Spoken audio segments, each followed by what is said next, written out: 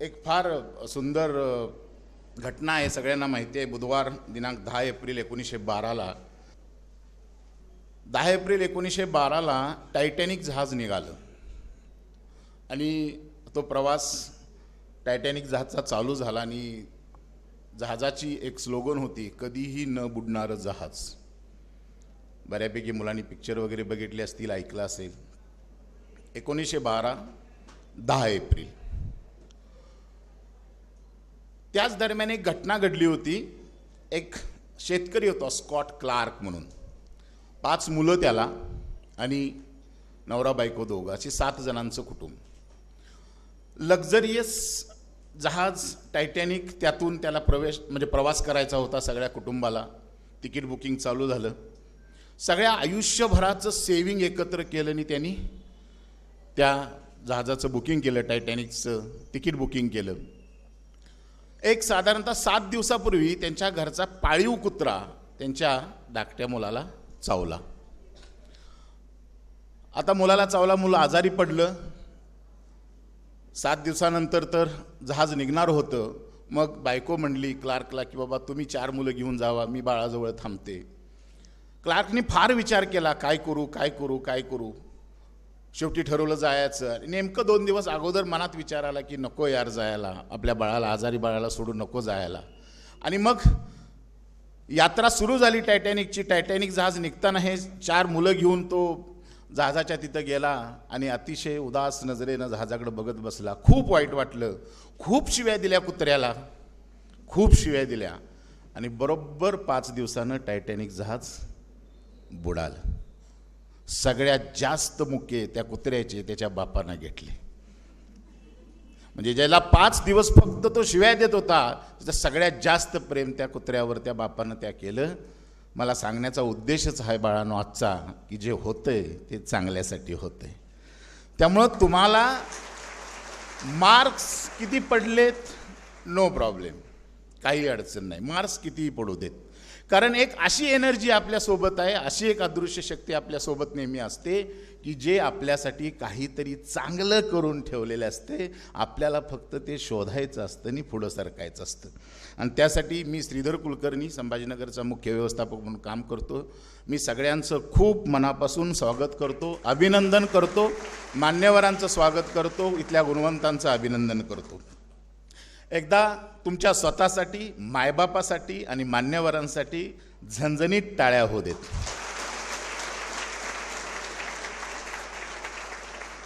आजचा जो विषय आपला आहे प्रवास ध्येयनिश्चितीचा, मोजून मी 25 ते 30 मिनिटं संवाद साधणार आहे. कृपया, मी मगाशीच म्हटलो की असा एक विचार तुमच्या मनातून इथून जाताना निघणार आहे की यस, मीच करू शकतो. कारण कुठल्याही प्रवास जो आहे तो विचारातून चालू होतो. म्हणजे ज्याला आपण शुद्ध विचार म्हणतो, विचारातून चालू होतो. म्हणजे एखादा कुंभारानं ठरवलं की बाबा मला काहीतरी मातीतून घडवायचं आहे, मग ट्रेंड असतो ना, जसा आता इन्स्टाचा ट्रेंड आहे, त्यावेळी ट्रेंड होता चिलीमचा ट्रेंड होता. आणि मग चिलीम म्हणला चिलीम बनवूया. मग चिलीम बनवताना त्याची पत्नी आलेली, म्हटली चिलीम कशाला बनवताय, माठ बनवा. मग त्यानं चिलीम बनवायचं सोडून दिलं आणि माठ बनवायला स्टार्ट केला. मातीने विचारलं, अरे तू चिलीम बनवत होतास, आता काहीतरी वेगळंच बनवायला लागलायस. कुंभार म्हणला माझा विचार बदलला. माती म्हणली तुझा विचार बदलला, पण माझं आयुष्य बदललं. जर मी चिलीम बनले असते तर स्वतः जळली असते, दुसऱ्याला जाळलं असतं. मी माठ बनले, स्वतः थंड राहणार, दुसऱ्यालाही थंड ठेवणार. त्यामुळे एक विचार जो आहे ना, तो विचार अनेक बदल करू शकतो, जग बदलू शकतो, तुमच्यात प्रचंड बदल करू शकतो. इतिहासामध्ये एक फार मोठी कथा आहे, ती कथा लक्षात घ्या म्हणजे लक्षात येईल. बिंबिसार नावाचा राजा होता, ऐकली असेल कथा बऱ्याच जणांनी. आणि या राजाचा एका तरुणाचा वाद झाला काहीतरी जमिनीवरून, आणि त्या तरुणाला त्यानं शिक्षा दिली. आणि तरुणानं त्या ठरवलं की मी 1000 लोकांची हत्या करणार. आणि त्यातल्या त्यानं 999 लोकांना मारलं. त्या तरुणाचं नाव त्यावेळी काय होतं, त्याच्यानंतर त्याचं नाव पडलं उंगली माळ डाकू. उंगली माळ म्हणजे माणसं मारायची आणि त्यांची बोटं गळ्यात माळ त्याची घालून मिरवायचं. आणि मग त्यामुळं काय झालं की त्याच्या बाजूनं त्या रस्त्यानं कोण जायचंच बंद झालं. आधीमध्ये आई भेटायला जायची, ती सुद्धा म्हटली याला 1000वा नंबर माझा यायचा, नको जायला. आणि याच दरम्यान गौतम बुद्ध आणि त्यांचे शिष्य त्या वाटेने निघाले होते. शिष्यांनी गौतम बुद्धांना म्हणले की बाबा जाऊ नका तुम्ही, हा उंगलीमाल तिथं आहे आणि तो त्याचा एकच माणूस फक्त राहिला आहे आणि आपण त्यातले शिकार व्हायला नको. गौतम बुद्ध म्हणले कदाचित तुम्हाला सांगितलं नसतंच तर मी गेलो नसतो, पण आता सांगितलंयस म्हणले याचा अर्थ त्याला माझी गरज आहे. आणि गौतम बुद्ध गेले.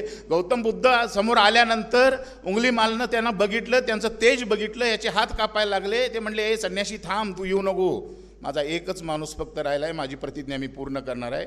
गौतम बुद्ध म्हणले ठीक आहे मार, तू एक क्षत्रिय आहे, मी एक क्षत्रिय आहे, तू मार मला, नको समोर येऊस, मी तुला मारेल. मग त्यानं तलवार काढली उंगलीमालनं. म्हणले ठीक आहे तलवार काढली, फक्त एक माझी अट आहे, मला मारायच्या अगोदर. ते म्हणले काय? ह्या झाडाची एक फांदी जी आहे ना ती एका तुझ्या तलवारीच्या घावात तोडून दाखव. ठीक आहे म्हणला. बुद्ध म्हणले मनातल्या मनात ठीक आहे, ऐकायला तरी चालू केले. एका घावात त्यानं फांदी तोडली, फांदी तुटून खाली पडली. आता म्हणले ही फांदी जोड. ते म्हणले अरे काय संन्यासी तुला कळतंय का, तुटलेलं जोडतं कसं येईल? बुद्ध तेच म्हणले तोडणं सोपं आहे, जोडणं अवघड आहे. गळ्यातली 999 बोटांची माळ त्या उंगलीमालनी गौतम बुद्धांच्या चरणावर ठेवली आणि त्यांच्या पाठीमागने यायला चालू केलं, बुद्धम शरणम गच्छामी. गावात आला. गावात आल्यानंतर गौतम बुद्ध त्याला म्हटले की तू एक काम कर, भिक्षा माग.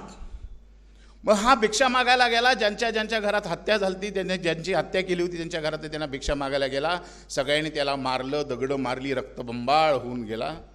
आला बुद्धांच्याकडं. बुद्धांनी त्याचा हात पकडला आणि म्हणले का दुखतंय, दर्द होतोय? तर म्हणले शरीराचं दुखणं शरीरावरच राहिलं, माझं मन, माझा विचार तर तू कधीच घेऊन घेतलास. एक विचार 999 हत्या करणाऱ्या माणसाला बदलू शकतो, तर आपल्याला का नाही? एक विचार. आणि आज तोच विचार तुम्ही स्वतःसाठी करायचा आहे. का करायचा आहे? विचार करा बाळांनो, संपूर्ण जगामध्ये 800 कोटी लोकसंख्येमध्ये तुमच्यासारखा दिसणारा, असणारा, विचार करणारा एकही प्राणी दुसरा नाही. You are special, you are best. त्यामुळे म्हणा एक वेळ स्वतःसाठी आय एम द बेस्ट. म्हणा मोठ्यानं I am the best, I am the best. Yes. आता एक वेळ पुन्हा स्वतःसाठी टाळ्या होऊ देत.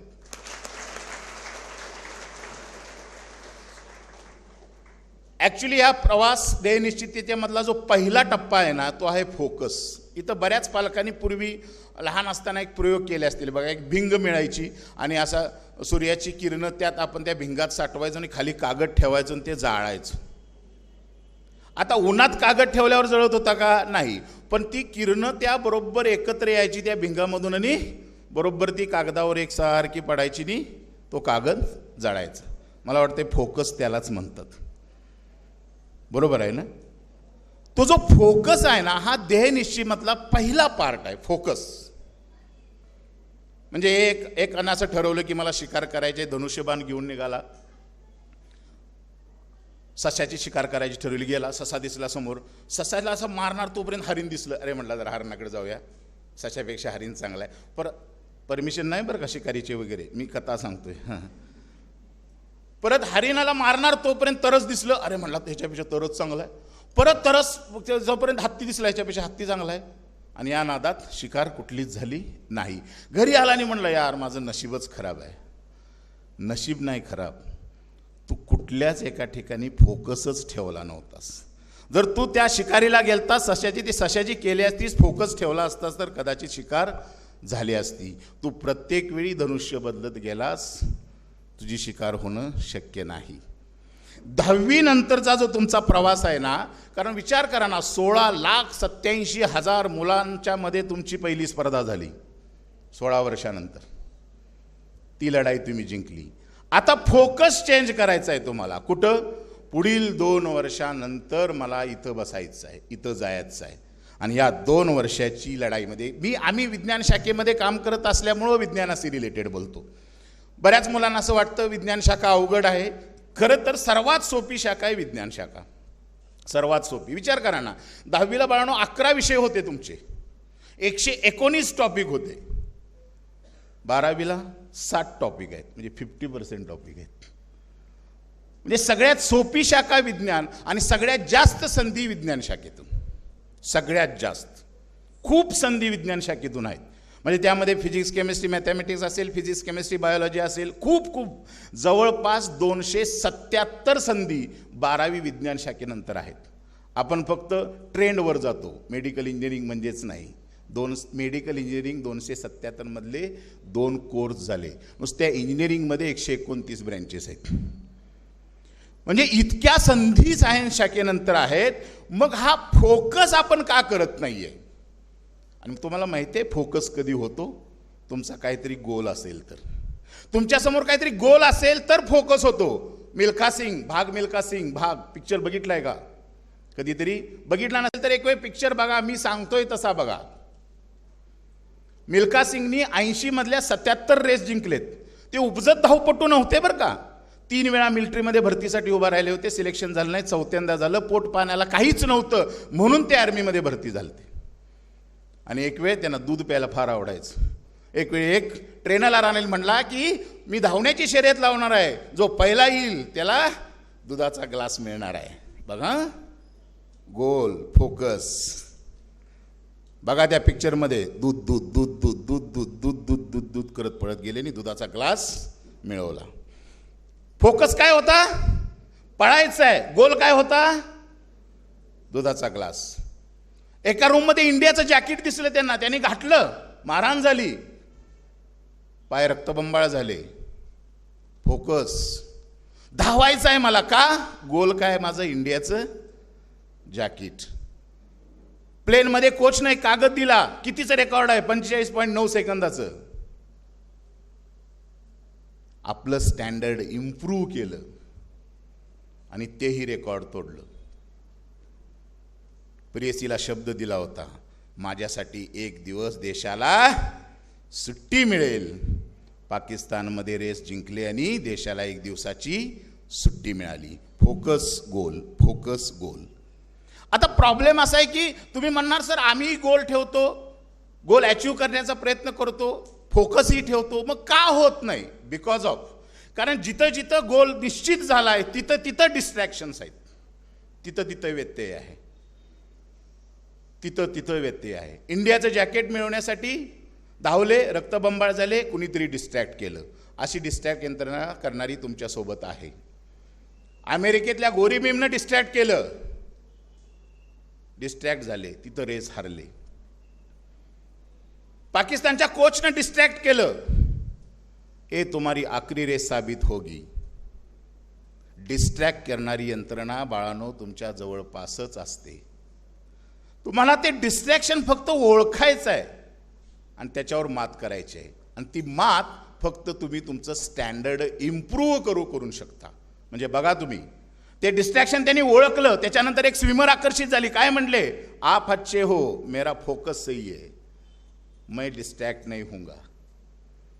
पहिल्यांदा पळताना, व्यायाम करताना, एक्सरसाइज करताना बन्यान मगामध्ये गाळत होते घामाची, नंतर बादलीमध्ये गाळायला लागले, बादली भरायला लागले. तुमचं स्टँडर्ड तुम्ही इम्प्रूव्ह करायला लागला. पाकिस्तानच्या कोचला जवाब, मैं भागूंगा भी वैसे ही. तुम्ही डिस्ट्रॅक्शन ओळखलं, स्टँडर्ड इम्प्रूव्ह केलं, तर तुम्हाला बाळांनो रिझल्ट मिळतो. तुम्हाला माहिती आहे तुमच्यासाठीचे डिस्ट्रॅक्शन्स काय आहेत? कारण आपल्याला असं वाटतं की यार हे आपलं सहज होतंय. इथं बसलेली जवळपास 18 मुलं तुम्हाला वाटतात त्यांनी सहज काम केले. नाही, यांना डिस्ट्रॅक्शन आली नाहीत, आलीत. व्यत्यय आले नाहीत, आलेत. अशीच तुमच्या सारखीच 10वीला मागल्या 2 वर्षापूर्वी बसलेली मुलं होते. काय केलं ह्यांनी? काय वेगळं केलं? काही वेगळं केलं नाही. आपला गोल निश्चित केला, आपला फोकस हलू दिला नाही आणि आलेल्या डिस्ट्रॅक्शनवर मात केली. कारण तुम्हाला 10वी नंतर नेमकं काय करायचं आहे हे आज नव्हे आत्ता ठरवा. मला ह्या 2 वर्षात काय करायचं आहे? तुम्ही ठरवलं. लोक म्हणतात जेईची परीक्षा अवघड आहे, नीटची परीक्षा अवघड आहे, सीईटीची परीक्षा अवघड आहे, बोर्डाची परीक्षा अवघड आहे. काय अवघड आहेत परीक्षा तुम्हाला माहिती आहेत? याचा सिलेक्शन रेशो जो आहे ना, हा सिलेक्शन रेशो आपल्याला वाटतो तेवढा अवघड नाही आहे. रिक्वायरमेंट काय आहे विचार करा. मला इथं आता 60% मार्क्स आहेत आणि मला 20% मार्क्स वाढवायचे आहेत, मला 70% मार्क्स आहेत आणि 20% बोर्डाला मार्क्स वाढवायचे आहेत. 600 दिवस मिळतात इथून पुढं. किती? 20% मार्क्स म्हणजे किती? 120 गुण. 120 गुण म्हणजे किती? 5 दिवसामध्ये 1 गुण वाढवायचे. अवघड आहे. 5 दिवसामध्ये 1 गुण वाढवायचा आहे मला. असे 600 दिवस मिळणार आहेत. फोकस. तुमचा गोल निश्चित असला की फक्त काय आहे, 5 दिवसात माझा 1 गुण वाढलाय का नाही याचं मात्र ॲनालिसिस आपल्याला करावं लागणार आहे. आणि त्यासाठी जे व्यत्यय तुमच्या ह्या 2 वर्षात येणार आहेत त्यामध्ये पहिला व्यत्यय येतो तो म्हणजे तुमच्या हार्मोन्समध्ये चेंजेस होतात. प्रचंड म्हणजे प्रचंड आपण आकर्षित होतो वेगवेगळ्या गोष्टीकडं. मूड बदलतो. आता लक्षात येत असेल पालकांच्या, अचानकच बाळाचा आपल्या मूड बदलतो. मधीच म्हणतो कसं तरीच होतंय. हे कसं तरीच होतंय हा का रोग नाही बरं का, सांगता येत नाही. मूड बदलतो, भूक लागत नाही, समाज माध्यमांच्या अनेक गोष्टींशी तो परत आकर्षित व्हायला चालू होतो. आणि सगळ्यात महत्त्वाची गोष्ट म्हणजे चुकीची संगत लागण्याची शक्यता ह्या 2 वर्षात जास्त असते. निगेटिव्हिटी वाढते या 2 वर्षामध्ये. मग यासाठी काय करायला पाहिजे? मला वाटते यासाठी आपली इच्छाशक्ती जी आहे ना ती उदंड करायला पाहिजे. आता तुम्ही म्हणणार सर मी इच्छाशक्ती आता अशी ठेवतो की यस मी 12वीच्या परीक्षेमध्ये 100% मार्क्स पाडणार. आता अशी इच्छाशक्ती ठेवल्यानंतर काय होतं, इथनं बाहेर गेला की इथं पुढं जाईपर्यंत ती इच्छाशक्ती, कारण मोटिवेशन आंघोळीसारखं असतं, रोज करावं लागते असं होतं. मग ही इच्छाशक्ती डेव्हलप करण्याचे काही छोटे प्रयोग आहेत. बघा तुम्ही, आम्ही करतो, मी स्वतः करतो. गॅलरीत उभं राहायचं 1 तास आणि ठरवायचं खाली बघायचं नाही. काय फरक पडणार आहे? काय फरक पडत नाही. गॅलरीत उभं राहायचं आणि ठरवायचं खाली बघायचं नाही. गाडीत बसलाय तुम्ही, ठरवायचं एकही गाणं ऐकायचं नाही अर्धा तास.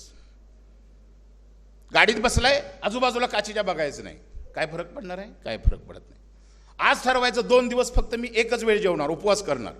काय फरक पडणार आहे? काय फरक पडणार नाही. पडतो, फरक पडतो. तुमचं कमकुवत मन ना कमकुवत व्हायला चालू होतं. म्हणजे काय होतं, तुमची छोटीशी इच्छा, तुम्ही तयार केलेली छोटा प्रयोग सक्सेस मिळवतो. 1 तास तुम्ही गॅलरीतनं खाली बघत नाही, मेंदू सूचना देतो. 1 तास करू शकतो, तर 2 तास करू शकतो, 3 तास करू शकतो. म्हणजे काय होतं, तुम्ही आतून सशक्त व्हायला चालू होता, आतून.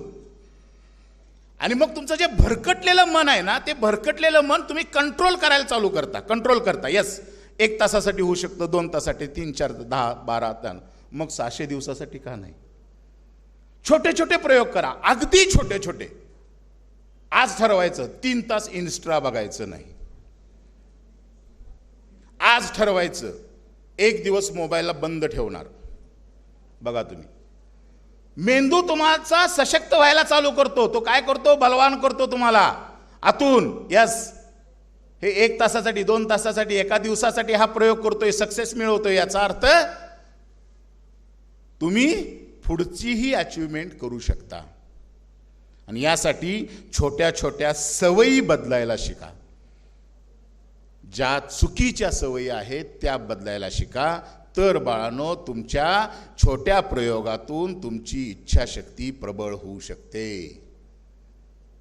नाहीतर अनेक चुकीच्या सवयीचा तोटा होतो. हे मी सांगायला नको. 10वीला ह्यातलं बसलेलं असं एक तरी मूल आहे का की ज्याला आता समजा 60% आहेत आणि पहिलीला सुद्धा 60%च होते? एकही नाही मूल. ते 80-90%चं होतं. चुकीची सवय आपण ती हॅबिट बनवून टाकतो आणि मग अडचण येते. ती तोडायला शिका. एक फुटबॉलची फायनल मॅच होती. म्हणजे एक चुकीची हॅबिट काय करू शकते मी तुम्हाला सांगतो. फायनल मॅच होती 2 संघात आणि पहिल्या संघाचा नेमका गोलकीपर त्यावेळी आजारी पडला आणि कप्तान इतका टेन्शनमध्ये याला, यार कुठनं आता गोलकीपर आणायचा, खूप शोधलं, मिळालं नाही. मग तो असा रस्त्यानं विचार करत जात होता आणि त्याच्या लक्षात आलं एक कलिंगडवाला दिसला त्याला. कलिंगडमध्ये तो ट्रकवाला कलिंगड असा त्या गोडाऊनवाल्याकडे असा फेकायचा. सॉरी, तो असा टाकायचा, झेलायचा, कुठल्याही अँगलनं टाकला की झेलायचा, कुठल्याही अँगलनं टाकला की झेलायचा, आणि झेलून गोडाऊनमध्ये, झेलून गोडाऊनमध्ये, झेलून गोडाऊनमध्ये. आयला म्हणलं ह्याच्यासारखा तर गोलकीपर कोणच मिळणार नाही आपल्याला. तुला म्हणला 4 गुणा पैसे जास्त देतो, तू माझ्यासाठी फक्त उद्या गोलकीपरचं काम करायचं. म्हणला ठीक आहे. हाफ झाली, 0-0 गोल, एकही गोल मारता आला नाही. सेकंड हाफला पेनल्टी मिळाली अपोजिट टीमला आणि त्यानं फुटबॉलला किक मारली. ह्याला कलिंगडाची सवय, लगेच कुठल्या अँगलनं आला बॉल धरला, खुश झाली, पण सवयीप्रमाणे बॉल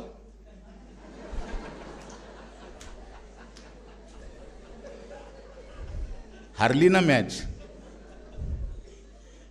प्रॉब्लेम आहे. चुकीची सवय तुम्हाला अडचणीत आणू शकते. सवय चेंज करा. आणि ह्या छोट्या छोट्या प्रयोगातूनच बाळांनो सवय चेंज होऊ शकते. आणि यासाठी माझं म्हणणं एवढंच आहे की तुम्हाला मोठं व्हायचं आहे, यशस्वी व्हायचं आहे, तर यातली सगळ्यात प्रमुख गोष्ट असते ती म्हणजे आपला पलायनवाद.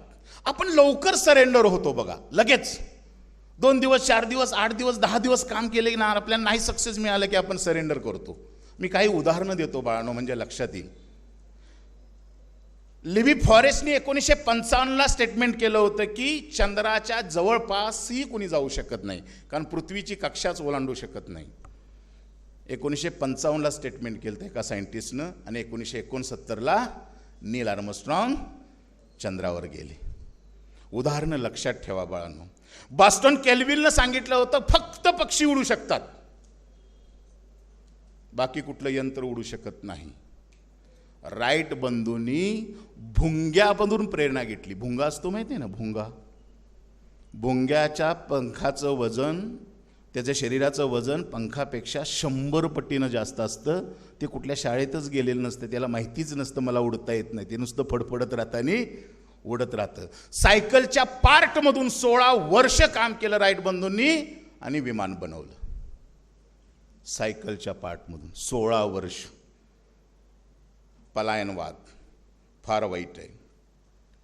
एका मुलगीला पोलिओ झाला आणि सांगितलं तू आयुष्यभर पाय ठेवू शकत नाही. आई म्हणली नाही, तू पाय ठेवू शकत नाहीस, धावू शकतेस. 1960च्या ऑलिम्पिकमध्ये 200 मीटर, 100 मीटर, 200 मीटर, 400 मीटर असं सलग 3 गोल्ड मेडल मिळवणारी मुलगी पोलिओनं अपंग होती, जिला डॉक्टरनं सांगितलं होतं की तू चालू शकत नाही, ती विल्मा रुडॉल्फ धावण्याच्या शर्यतीमध्ये मेडल मिळवलं होतं. एका हॉलिवूड ॲक्टरला इंटरेस्ट होता की मला ॲक्टर व्हायचं आहे, पण त्याचा प्रॉब्लेम जन्मताच जबड्याचा होता. तुम्हाला माहिती आहे, त्याचा 1000 वेळा जबडा तुटला. 1000 वेळा. तो जबडा पूर्ण काढला आणि परत बसवला. 1000 वेळा जबडा त्याचा तुटला. 100 ठिकाणी त्याला रिजेक्शन आलं. 100 ठिकाणी. कुणीही त्याला ॲक्टर म्हणून घेत नव्हतं. आणि एक दिवस संधी मिळाली, संधीचं सोनं केलं, ज्याचं नाव सिल्वेस्टर स्टॅलोन, ज्याला आपण रॅम्बो म्हणून ओळखतो. तुम्हाला माहिती आहे, एक क्रिकेटचं सर्वात मोठं उदाहरण. एका मुलाला लहानपणापासून दिवसातनं 10 वेळा फिट यायचं. फिट माहिती आहे ना, फिट यायचे रोज 8 ते 10 वेळा फिट यायची.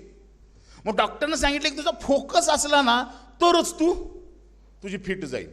महिनं क्रिकेट जगत निवडलं फोकससाठी. आणि जगातला सर्वात महान फिल्डर बनला जॉन्टी रोड्स, ज्याला रोज 8 ते 10 फिट्स येत होते.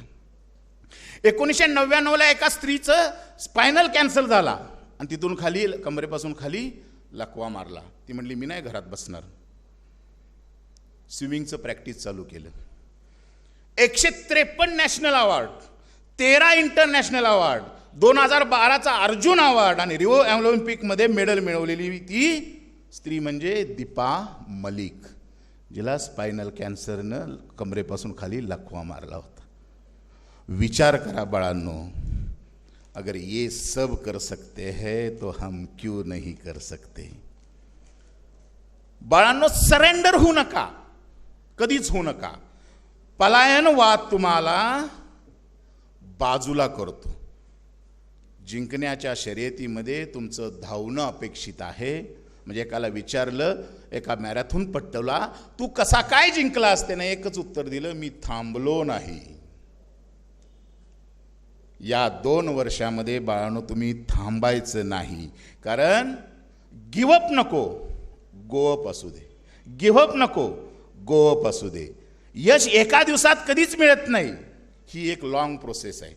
आणि ह्या प्रोसेसमध्ये तुम्ही आज इन होताय, ही फार मोठी गोष्ट आहे. आणि यासाठी पुन्हा एकदा तुमच्या सर्वांसाठी मी अभिनंदन करतो आणि तुमचं टाळ्या वाजवून स्वागत करतो. पुन्हा एकदा स्वतःसाठी एक वेळ टाळ्या वाजवा.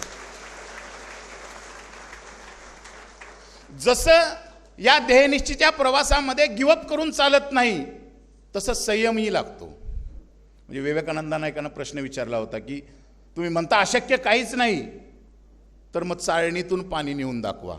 विवेकानंद म्हणले हो नेता येईल, पण त्यासाठी पाण्याचा बर्फ होण्याची वाट पाहावी लागेल. ह्याची बर्फ होण्याची प्रक्रिया आहे ना, ही फार महत्त्वाची आहे. आणि तोच संयम असतो. तुम्हाला माहिती आहे ॲलन मस्क, टेस्ला, किती संयम असतो बघा.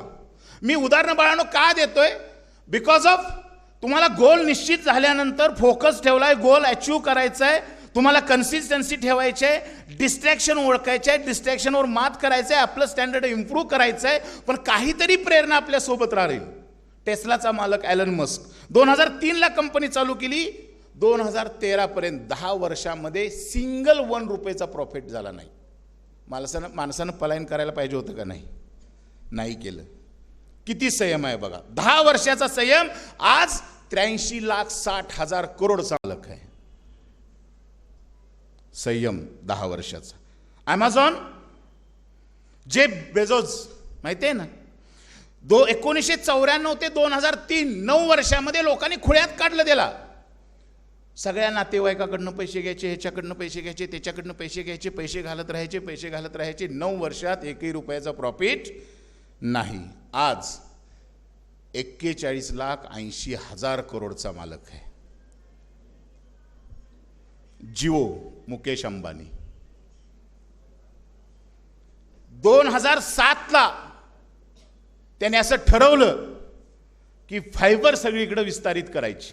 2007 ते 2018 11 वर्ष हा माणूस बॅक ऑफिसला काम करत होता. 11 वर्ष. आणि विकणार काय होता? 200 आणि 300 रुपयाचं प्रोडक्ट. 200 आणि 300 रुपयाचं प्रोडक्ट लोकांनी मूर्खात काढलं. 1.5 लाख कोटी इन्व्हेस्ट केले होते. 1.25 लाख कोटी बँकेकडून आणि 25 लाख कोटी स्वतःकडचे. आज 30 लाख करोडचा मालक आहे. संयम 11 वर्षाचा. विचार करा बाळांनो, 10-10, 11-11 वर्ष ही लोक स्वतःवर संयम ठेवतात. पलायनवाद करत नाहीत, पळवाट शोधत नाहीत, संयम ठेवतात, पुढे जाण्याचा नेहमी प्रयत्न करतात, विश्वास ठेवतात.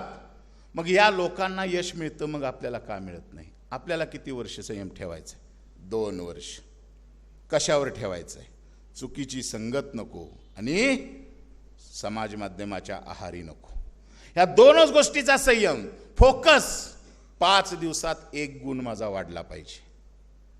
म्हणजे सायकल पूर्ण झाली पाहिजे रोजच्या 86,400 सेकंदाची, 1440 मिनिटाची, 24 तासाची. एवढ्या वेळेत, ठराविक वेळेत ठरवलेली गोष्ट यावेळी मी या ठिकाणीच करणार, ही कमिटमेंट स्वतःला करायला पाहिजे.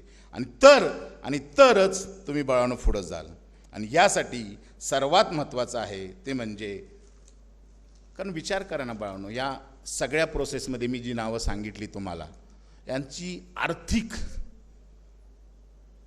त्यांची आर्थिक नुकसानसुद्धा होण्याची शक्यता होते. म्हणजे पैसा लागला होता, लोकांनी मूर्खात काढलं होतं. इथे ॲज अ बसलेल्या बाळाला काहीतरी तुमचं लागलंय का या 2 वर्षात? काही नाही. तुम्ही फक्त तुमची क्षमता लावायची आहे, बाकी काही नाही. फक्त क्षमता लावायची आहे, बाकी सगळं लावणारी यंत्रणा, सपोर्टिव्ह सिस्टीम तुमच्यासोबत आहे. आणि त्यासाठी फार एक सुंदर स्टेटमेंट आहे, उद्धरेत आत्मना आत्मानम. तूच तुझा मित्र, तूच तुझा शत्रू. एका कंपनीमध्ये एक लेटर आलं, एक प्रत्येक स्टाफ आला सगळा, आणि त्या स्टाफमध्ये मी वाचलेली गोष्ट आहे. आणि त्या स्टाफमध्ये आल्यानंतर एक लेटर आलं आणि त्या लेटरमध्ये एक लिफाफा होता आणि लिफामध्ये मी सांगितलं की तुम्ही तुमच्या म्हणजे ज्याच्यामुळं तुमचं प्रमोशन अडलं आहे, ज्याच्यामुळं तो माणूस मेला आहे आणि जर तुम्हाला तिथं शेवटचं दर्शन घ्यायचं असेल तर 1 तासात पोचा. काही लोकांना वाईट वाटलं, सगळ्याच लोकांना वाईट वाटलं, पण आतून वाटलं यार ज्याच्यामुळं आपलं थांबलं होतं ते तर ओके झालं. आणि मग ते एका शवपेटी ठेवली होती आणि प्रत्येकाला सांगितलं की जाऊन त्याचं दर्शन घ्या. प्रत्येकानं शवपेटी उघडली, बघितलं तर आत कुठलीही बॉडी नव्हती, आत एक आरसा होता. तुम्हीच तुमचे मित्र आहात आणि तुम्हीच तुमचे शत्रू आहात, बाकी कोणी नाहीये. मग असं आपण म्हणतो आणि मग आपण असं म्हणू शकतो का की बाबा मी माझ्या नुकसानीला मीच जबाबदार कसा काय? मला चांगलं वाईट समजत नाही का? समजतं ना. म्हणजे समजा मी आता काही थोड्या वेळात जाळ केला आणि सांगितलं या रे आणि आता 5 मिनिटासाठी माझ्यासाठी हात घालाल नाही ना घालणार. कळतंय ना चुकीचं काय चांगलं काय.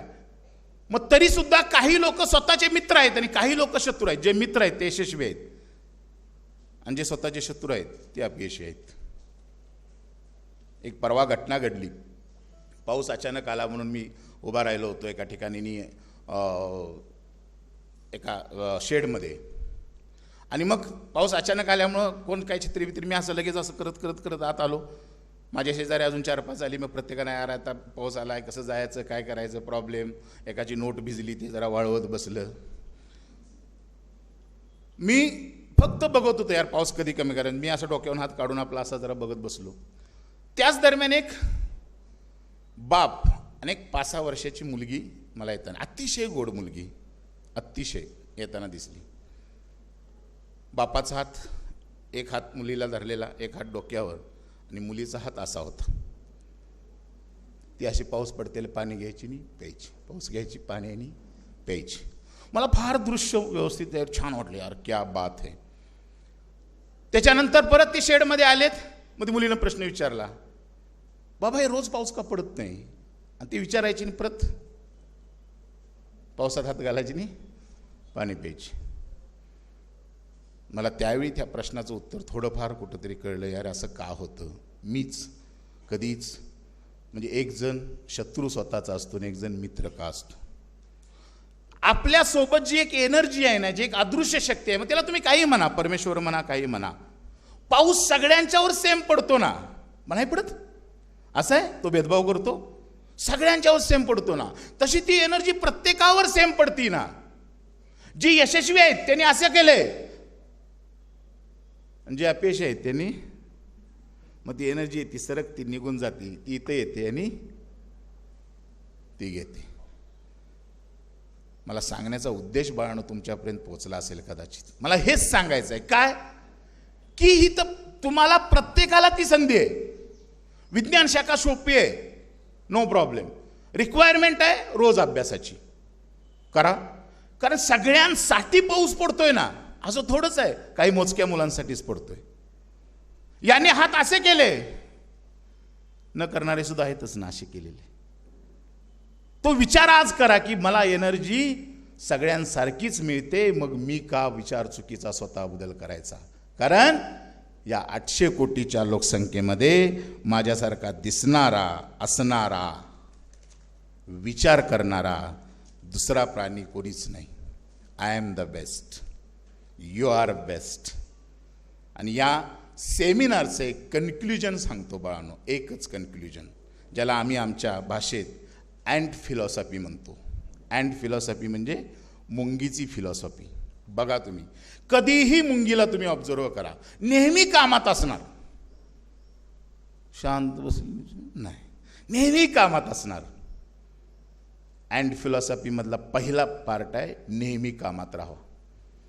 अँट फिलॉसॉफी मुंगीमध्ये, मुंगीची रांग बघा, डिसिप्लिन न जाती, मध्ये पाय घाला वळून जाणार, मागं नाही फिरणार, परत माडो घाला परत वळून जाणार, काठी ठेवा काठीवरून उंच जाणार, पेन ठेवा पेनावरून जाणार. पलायनवाद मुंगीला पसंत नाही. मुंग्या उन्हाळ्यात बाहेर पडतात, हिवाळ्यात आत असतात. उन्हाळ्यामध्ये आपलं अन्नाची बेजमी हिवाळ्यासाठी तयार करून ठेवतात. दूरदृष्टी ठेवा. 2 वर्षानं मला कमवायचं आहे, 2 वर्षानं मला त्या स्टेजवर यायचं आहे, 2 वर्षानं मला माझ्या माईबापांचं जे स्वप्न आहे, जी इच्छा आहे, जी महत्त्वाकांक्षा आहे, ती मला पूर्ण करायची आहे. मला खूप मोठं यशस्वी व्हायचं आहे. ती दूरदृष्टी ठेवा. त्यासाठी रोजचं काम चालू करा. अँड फिलॉसॉफीमधला 3रा भाग. ते असं नाहीत हिवाळ्यात आत असतात, ती विचार करतात ए भी दिन गुजर जाएगे. हिवाळा जाणार आहे, उन्हाळा येणार आहे. आणि सर्वात महत्त्वाची अँड फिलॉसॉफीमधला 4था पार्ट, सर्वात महत्त्वाचा, मुंगी किती अन्न उन्हाळ्यात गोळा करते माहिती आहे? किती? जेवढं तिला जास्तीत जास्त शक्य आहे तेवढं ती अन्न गोळा करते. किती? जेवढं तिला जास्तीत जास्त शक्य आहे तेवढं ती अन्न गोळा करते. बघा तुम्ही, कधी कधी तिच्या 100 पट वजनाचं दिसतं तुम्हाला तिच्या डोक्यावरून जाताना मुंगीच्या. 4थी फिलॉसॉफी लक्षात ठेवा. 2 वर्षात जेवढा जास्तीत जास्त अभ्यास करता येईल तेवढा करा. जेवढा शक्य आहे तेवढा तुम्ही करा. अवघड नाही, कारण एनर्जी सगळ्यांच्यावर समानच पडते. अरे एक छोटासा जीव जर माघार घेत नसेल तर 3000 करोडचं शरीर आहे आपलं बाळांनो, आपण का माघार घ्यायची? त्यामुळं मार्क्स इज जस्ट नंबर. या 2 वर्षातला प्रवास आम्ही चाटे संभाजीनगर सोबत का करा म्हणतो? बिकॉज ऑफ आम्ही सपोर्टिव्ह सिस्टीममध्ये काम करतो. मला पालकांना तेच सांगायचं आहे, तुम्ही सपोर्टिव्ह सिस्टीम व्हा. सपोर्टिव्ह सिस्टीममध्ये 3 पार्ट असतात. इमोशनल सपोर्टिव्ह, फंक्शनल सपोर्ट आणि डिरेक्शनल सपोर्ट. इमोशनल सपोर्ट म्हणजे पेरेंट्सना मला हे सांगायचं आहे, इमोशनल सपोर्ट म्हणजे मी आहे ना, काळजी करू नको. या 2 वर्षामध्ये यांच्यात डिस्ट्रॅक्शन असणार आहे. तुम्ही असं म्हणू नका माझं बाळ लय चांगलं आहे, सगळं चांगलं आहे. 2 वर्षानंतर कळतं. त्याला म्हणा तुझा काय प्रॉब्लेम असेल सांग, मी आहे, काळजी करू नको. दिस इज इमोशनल सपोर्ट. दुसरा आहे फंक्शनल सपोर्ट. त्याच्या समस्येचं उत्तर शोधा, प्रयत्न करा, नसेल तर मदत घ्या, पण उत्तर शोधून द्या. मी कथा वाचली परवा. एका मुलाला मच्छरदाणीमध्ये झोपवलं बापानं, अगदी गादीखाली घालून वगैरे वगैरे वगैरे.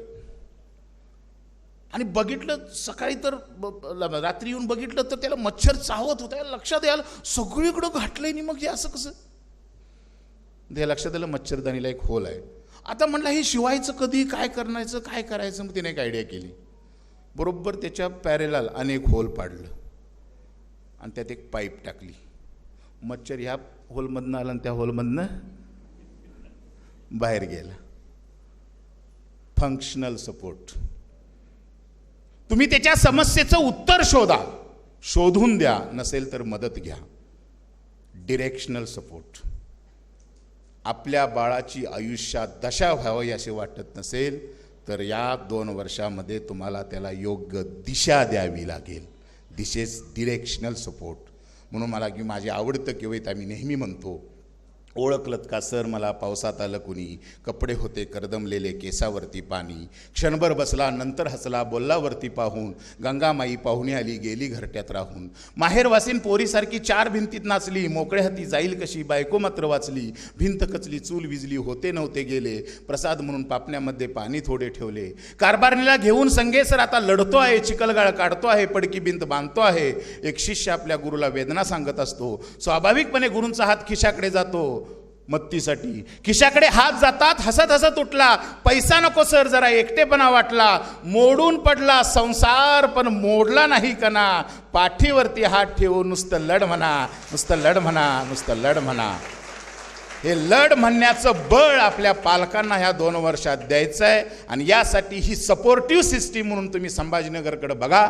संभाजीनगरच्या समूहामध्ये रिझल्ट आहे, सगळ्या गोष्टी आहेतच, पण इथं ही सपोर्टिव्ह सिस्टीममध्ये इमोशनल, फंक्शनल अँड डिरेक्शनल एक पालकत्वाचा सपोर्ट देण्याचा आमचा प्रामाणिकपणे प्रयत्न असतो. मी जाताना फक्त बाळांनो 3 प्रश्न तुम्हाला विचारतो.